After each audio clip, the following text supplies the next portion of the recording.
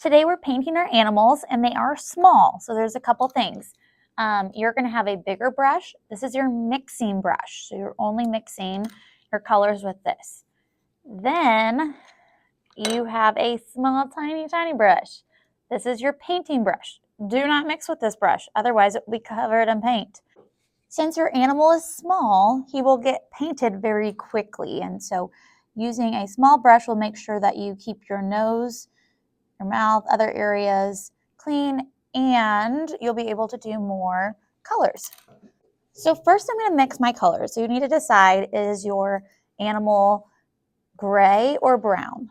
And you have some choices. You have all the colors, so you can mix complementary colors to get that, or I will provide the brown. But if you use the brown, you have to mix a tint or a shade. Okay, we're not going to just use it straight. So let's start. I'm going to show you both of those options. I'm going to start with the brown. So I'm using my mixing brush.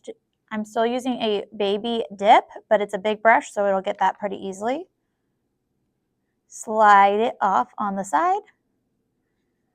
If you stir it, it just pushes the paint into the brush. Clean out my brush. When I go to get white, if there's any brown left on my brush, it will turn this to a tint of brown. But we want to make sure that it is clean. Okay, then I can stir that in. Now it takes a lot more white to lighten brown than it does brown. So I'm actually moving a little bit to the side here. Okay.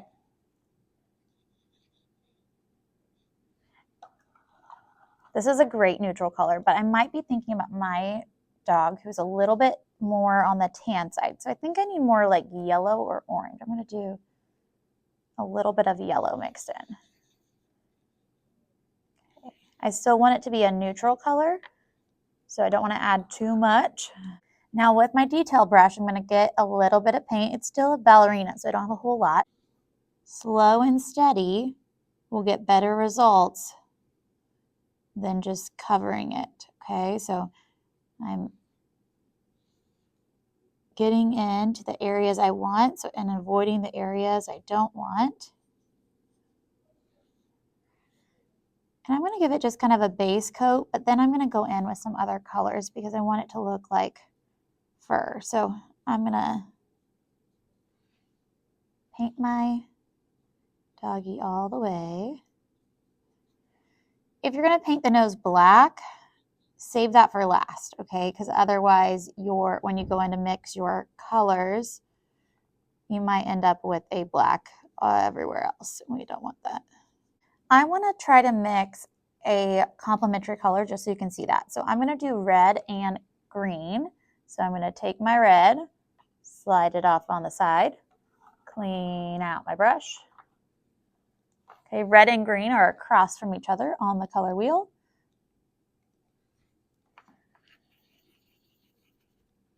Now when I look at that, that still looks really red. So that tells me I need more green.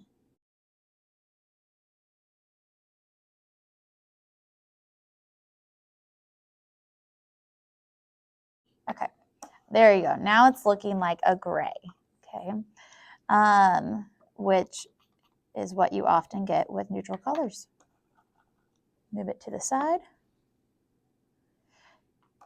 You can also obviously get gray with white and black. Then I can do some kind of like brush strokes here to make it look more like fur. You may be wondering, can I add other colors besides gray and black? You must do gray and black, tints and shades of it. But if you have done that, then you can also add other colors. So for example, I might want a little bit of pink in the ears. Now I don't have any pink, so I'm going to make it red using my mixing brush. That's good, okay. And then I can bring that into the ears here.